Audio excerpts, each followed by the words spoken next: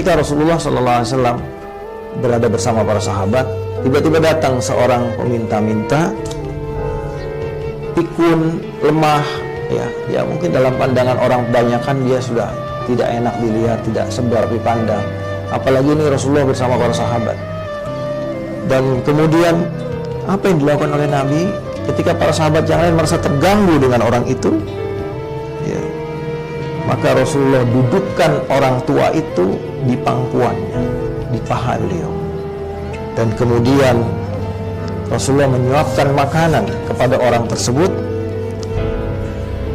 Para sahabat yang lain melihat situasi ini, ada salah satu yang merasa jijik dan tidak suka dengan keadaan seperti itu.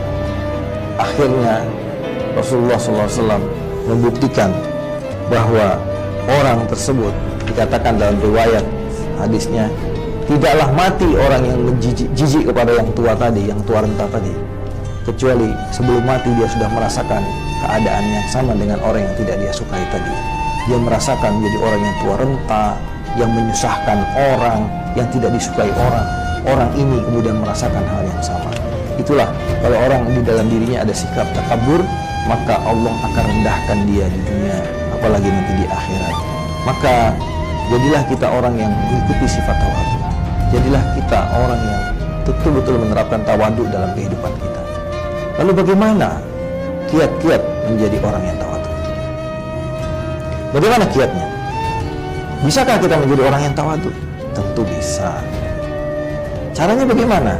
Pertama, kita harus menanamkan keyakinan bahwa makhluk, semua kita adalah makhluk Allah Subhanahu wa ta'ala. Kita ini adalah makhluk Allah. Kita ini ciptaan Allah. Dan kita ini dari mulai kita ada sampai sekarang, wujud sampai sekarang, itu tidak ada apa-apanya. Kita tidak punya modal apa-apa. Bahkan kehidupan kita ini tidak bawa apa-apa. Kita Allah ciptakan jadi janin di dalam perut ibu kita. Allah berikan kepada lewat ibu kita makanan, dan dari makanan itu kita bisa makan.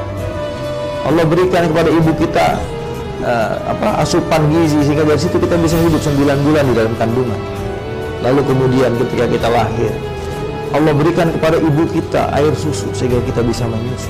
Di saat kita tidak bisa apa-apa, hal ata 'alal insani hinun minad dahri lam yakun syai'an madhkura. Betapa manusia sering lupa, dulu dia bukan apa-apa, dulu dia bukan siapa-siapa. Dia bergantung kepada orang lain, terutama kepada ibunya yang pertama kali. Dia bergantung kepada pertolongan orang. Dia banyak menerima kebaikan dari semua orang.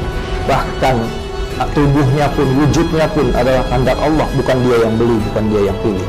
Tapi ketika kemudian sekarang dia sudah jadi orang besar, dia merasa bahwa ini saya, ini jasa saya. Itulah penyakit manusia.